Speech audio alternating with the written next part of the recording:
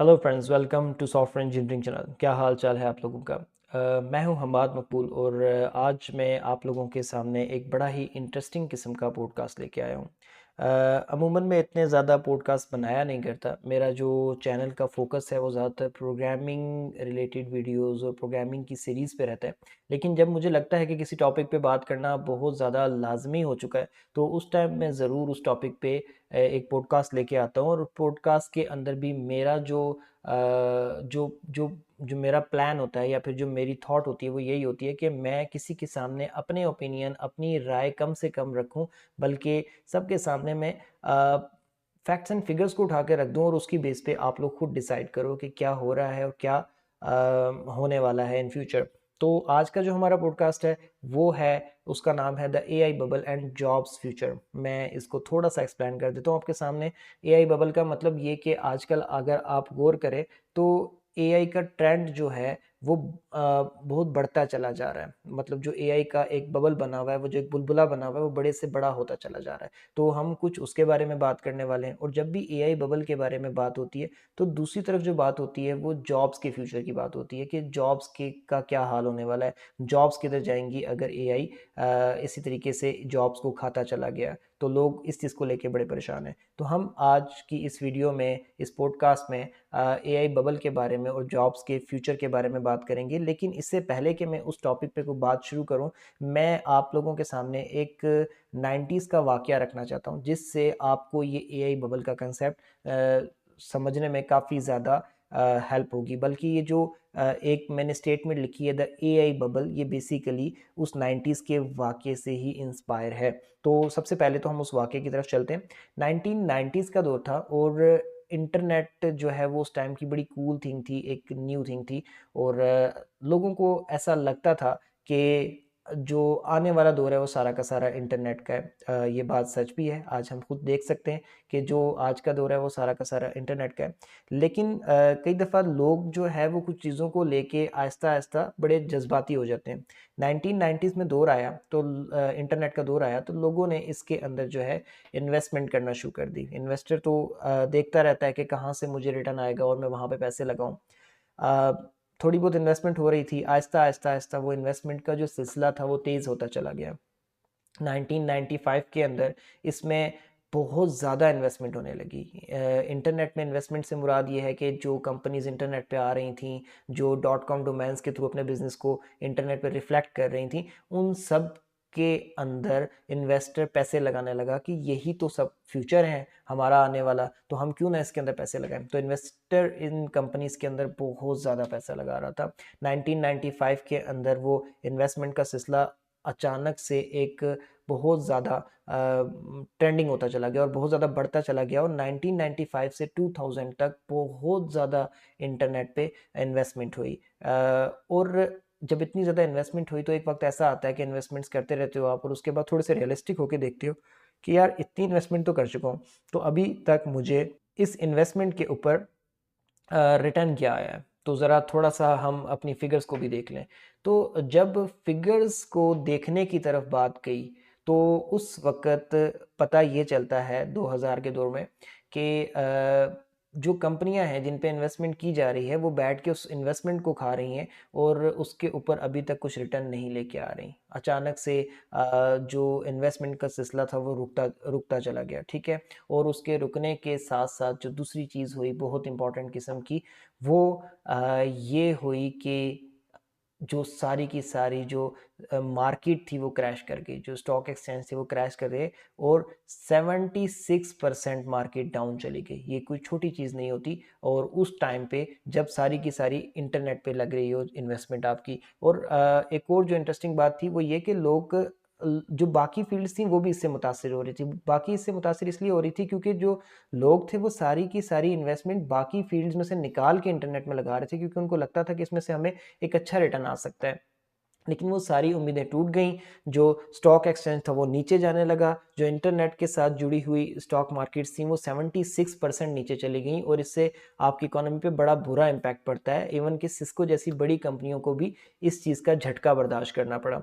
तो the point is कि वो टाइम था कि जैसे ही 76% आपकी मार्केट नीचे गई, इन्वेस्टमेंट का सिलसिला रुकने लगा, तो वो जो एक बबल बन रहा था इंटरनेट का, वो अचानक से ब्लास्ट हो गया, वो फट गया। तो उस time period co dot com bubble के नाम से याद रखा जाता है, क्योंकि जो एक बबल बनता है किसी भी चीज़ का, जो बुलबुला बनता है, तो वो बुलबुला बनने के बाद सबकी तवज्जो अपनी तरफ कर लेता है, और वो जैसे जैसे वो बुलबुला बड़ा होता चला जाता है, वो हमें देखने में खूबसूरत तो लगता है, but at the end of the day उस बुलबुले ने फटना ज़रूर होता है। तो इसी चीज़ की बेस पे मैंने आज के इस दौर को द एआई बबल के नाम से जो है मेंशन किया है। तो अब हम इसके ऊपर थोड़ी सी बात करते हैं। आई होप सो कि डॉट कॉम बबल से आपको बहुत कुछ सीखने को मिला होगा और आपके माइंड में बहुत सारी थॉट्स भी जनरेट हो गई होंगी। मैं अपना कोई ओपिनियन इसके ऊपर अभी नहीं दूंगा, बल्कि मैं आपको खुद आपके लिए ओपन फील्ड छोड़ता हूँ कि आप खुद सोचें कि मैंने आपको ये डॉट कॉम बबल की कहानी क्यों सुनाई और आप इसको अपने आज के दौर से किस तरीके से कहाँ पे रिलेट कर सकते हैं। अब हम आगे चलते हैं, तो हम बात करते हैं एआई बबल के हवाले से, जो मैंने इसको नाम दिया। तो इंटरनेट के ऊपर जब से एआई आया है, इसमें भी इन्वेस्टमेंट चल रही है, और जिस तरीके से डॉट कॉम बबल के टाइम के अंदर 1995 के अंदर इन्वेस्टमेंट का सिलसिला बढ़ गया था, इसी तरीके से 2023 में एआई के अंदर जो है इन्वेस्टमेंट का सिलसिला अचानक से बढ़ना शुरू हो गया। और ये जो अचानक से बढ़ा, ये कोई थोड़ा बहुत नहीं बल्कि 9 टाइम्स बढ़ा। तो उसकी वजह से 2025 में, यानी कि आज तक, इस वक्त तक जो है एआई की दुनिया में $400 बिलियन की इन्वेस्टमेंट हो चुकी है। ये कोई छोटी इन्वेस्टमेंट नहीं है। अगर हम इसका मुआवजा करें प्रोजेक्ट अपोलो से, आप में से जो नहीं जानता कि प्रोजेक्ट अपोलो क्या था, नासा ने जब पहली दफ़ा इंसान को चांद पे भेजा था, तो वो जो प्रोजेक्ट किया था उसको प्रोजेक्ट अपोलो के नाम से जाना जाता है। 1960s से 1970s के दरमियान को तकरीबन 8-10 साल का ये जो प्रोजेक्ट था, इसके अंदर नासा ने जो खर्चा किया था वो $25.8 बिलियन का किया था। ये बहुत बड़ा खर्चा है अकॉर्डिंग टू नासा भी। तो $25.8 बिलियन का वो जो टाइम का खर्चा था, उसको अगर वही सारे काम को दोबारा 2023 में किया जाए, तो भी जो खर्चा होगा वो $318 बिलियन का होगा।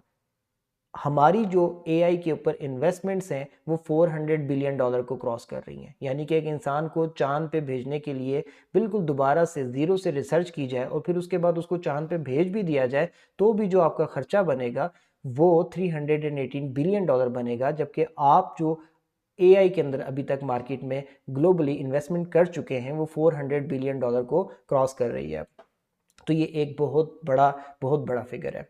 तो जब आप इस फिगर को देखते हो, तो आपके माइंड में ये बात आती है कि यार, इतनी बड़ी इन्वेस्टमेंट अगर लोग कर रहे हैं तो डेफिनेटली रिटर्न भी आ रहा होगा, इसी वजह से तो लोग इन्वेस्टमेंट कर रहे हैं। तो अब हम थोड़ा सा रिटर्न के हवाले से बात करते हैं। तो जितनी इन्वेस्टमेंट अभी तक इस पर हो चुकी है और जो लोग कर रहे हैं, एमआईटी एक इदारा है, आईटी की दुनिया में बड़ा फेमस इदारा है, और जो लोग आईटी की फील्ड से जुड़े हुए हैं वो इसको जानते भी होंगे। वो रिसर्च करता रहता है और अपने फैक्ट्स एंड फिगर्स को सामने आता रहता है, लेके आता रहता है। तो अकॉर्डिंग टू एमआईटी, जितनी भी कंपनीज एआई में इस वक्त काम कर रही हैं, उसमें से 95% कंपनीज किसी किस्म का कोई भी रिटर्न लेकर नहीं आ रही उस इन्वेस्टमेंट के ऊपर।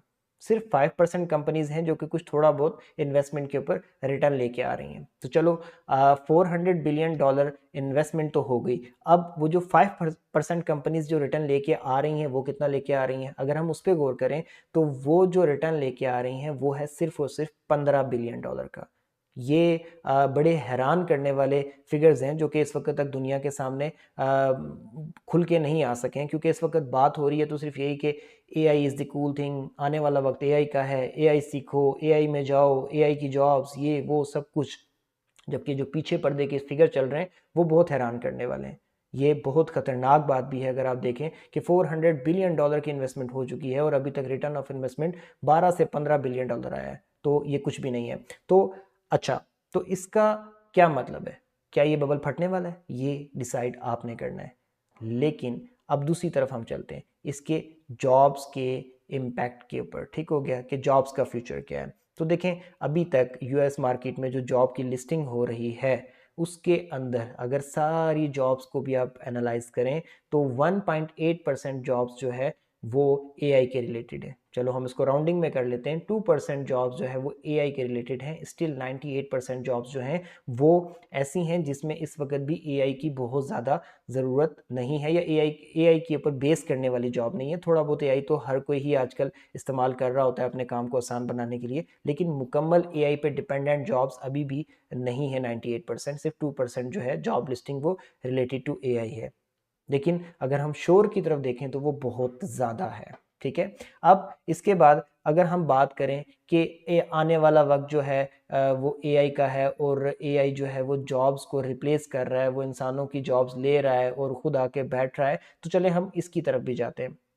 तो अंदाज़ा ये लगाया जा रहा है कि 2030 तक, इस वक्त हम 2025 के एंड पे बैठे हुए, 2030 तक जो है 92 मिलियन जॉब्स को रिप्लेस कर दिया जाएगा एआई से। ये बहुत हैरान करने वाली बात है, यानी कि 92 मिलियन जॉब खतरे में है, क्योंकि वो रिप्लेस हो जाएंगी एआई से। उनके अंदर इंसानों को हटा के एआई को बैठा दिया जाएगा। लेकिन दूसरी तरफ एक और हैरान करने वाला फिगर भी मौजूद है, और वो ये है कि 2030 तक 170 मिलियन जॉब्स और भी प्रोड्यूस होंगी इसी एआई की वजह से। तो हम एक पर्सपेक्टिव को सुनते हैं, देखते हैं, एक ही पर्सपेक्टिव बताया जाता है और उसी से हमें डरा दिया जाता है, जबकि दूसरी तरफ एक अच्छा पर्सपेक्टिव भी है। तो ज़रूरत इस बात की है कि हमने ऑप्टिमिस्टिक रहना है और ख़ुद को अप टू डेट रखना है, सीखते रहना है। हमारी जॉब्स शायद रिप्लेस हो जाएंगी, लेकिन हमसे जॉब्स बिल्कुल छीन नहीं जाएंगी। 92 मिलियन छीन के 170 मिलियन दी भी जाएंगी। उसमें हम भी कहीं मौजूद हैं, आप भी कहीं मौजूद हैं। तो परेशानी वाली इसमें किसी किस्म की कोई बात नहीं है। तो अब यहाँ पर मैं सिर्फ और सिर्फ इतना बताना चाहूँगा कि हम लोग वीडियोस देख रहे हैं कि AI is the cool thing, AI एक ट्रेंड है, एआई सीख लो, एआई कर लो। इतनी ज़्यादा वीडियोस, इतनी ज़्यादा बातें कि जो लोग नहीं सीख पा रहे वो बेचारे डिप्रेशन में जा रहे हैं कि एआई के बगैर हम तो ख़त्म हो जाएंगे। और जिनको आता है वो सोच रहे हैं कि अब जो भी है हम ही हैं। यार ऐसा कुछ भी नहीं है, दुनिया चल रही है नॉर्मल तरीके से, चलती रहेगी। एआई का बबल एक उठा है, ये अगर बड़ा होता भी गया तो at the end of the day 170 million jobs दे के जाएगा, अगर उसने 92 मिलियन ले ली तो। ठीक है, और अगर ये बड़ा होते होते अचानक फट भी गया तो चीज़ें रूटीन की तरफ आ जाएंगी, जैसे कि .com बबल के टाइम पे वापस आ गई थी। एआई जाएगा कहीं नहीं, लेकिन एआई एक नॉर्मल रूटीन का हिस्सा बन जाएगा और बाकी तमाम मामलात के अंदर मर्ज हो जाएगा, हमारी ज़िंदगियों को किसी हद तक आसान बना देगा और हमारे साथ साथ चलने लगेगा, जैसे आज के दौर में ये इंटरनेट चल रहा है। हाँ, ये ज़रूर है कि कभी कभार कुछ बंदे को परेशान कर देने वाली स्टेटमेंट सामने आती हैं, जैसे कि कुछ अर्सा पहले एक ग्राफिक कार्ड बनाने वाली कंपनी के सीईओ ने अचानक से आके कहा था कि आने वाले दौर में हमें प्रोग्रामर्स की ज़रूरत नहीं होगी। हर एक इंसान प्रोग्रामर होगा और जिसको दिल चाहेगा वो उठ के अपनी मर्जी से कोड लिख लिया करेगा, प्रोग्राम लिख लिया करेगा। ये एक बहुत बड़ी स्टेटमेंट थी जिसकी वजह से सॉफ्टवेयर इंजीनियर्स बहुत परेशान हो गए थे कि हाँ, प्रोग्रामर्स परेशान हो गए थे कि हमारा फ्यूचर क्या है। तो देखें यार, ये ऑप्टिमिस्टिक किस्म की स्टेटमेंट्स हो सकती हैं। वो जो एक कंपनी का सीईओ है, उसी ने सारी की सारी टेक इंडस्ट्री का फ्यूचर डिफाइन नहीं करना। वो उसका एक पर्सपेक्टिव हो सकता है, वो उसका एक पॉइंट ऑफ व्यू हो सकता है, लेकिन वो मुकम्मल फ्यूचर नहीं हो सकता। ये ऑप्टिमिस्टिक स्टेटमेंट जो है पास की जाती हैं सम टाइम, इसलिए ताकि वो जो इन्वेस्टमेंट शायद घबरा के पीछे हो रही है, या उस इन्वेस्टमेंट का जो जोर है, जो प्रेशर है वो टूट रहा है, उसको दोबारा से बनाया जाए, वो चीज़ों को ऊपर लेके जाया जाए। तो ये चीज़ करनी पड़ती है, इन लोगों को करते हैं। आप ये देख लें कि उसकी स्टेटमेंट से बहुत ज़्यादा एआई को दोबारा से बूम मिला। तो इन स्टेटमेंट से घबराना नहीं है। इन ये जो हर वक्त यूट्यूब पे डिफरेंट किस्म की वीडियोस चलती रहती हैं, उनको देख के परेशान नहीं होना। रियलिस्टिक रहना है, रिसर्च करनी है, फैक्ट्स को देखना है, फिगर्स को देखना है, और उसके बाद चीज़ों को लेके चलना है। तो अगर आप फैक्ट्स एंड फिगर्स को देखें तो चीज़ें ट्रेंड बहुत ज़्यादा कर रही हैं। ये बबल बड़ा होता हुआ दिख ज़रूर रहा है, लेकिन इतना ज़्यादा हमें घबराने की हर दो सूरतों में ज़रूरत नहीं है। सो आई होप सो कि ये छोटा सा पॉडकास्ट जो कि बहुत ज़्यादा फैक्ट्स एंड फिगर्स के ऊपर बेस करता था, आपको काफ़ी कुछ सिखा के जाएगा। और अब इसके बाद आपका क्या पर्सपेक्टिव है इन सब चीज़ों को लेके, एआई को लेके, जॉब्स को लेके, क्या लगता है आपको, क्या फ्यूचर है? कमेंट में ज़रूर बताइएगा। वीडियो अच्छी लगी हो तो लाइक करके चैनल को सब्सक्राइब करके सपोर्ट करिएगा। दोबारा मिलेंगे किसी नेक्स्ट वीडियो में, तब तक के लिए अल्लाह हाफिज़।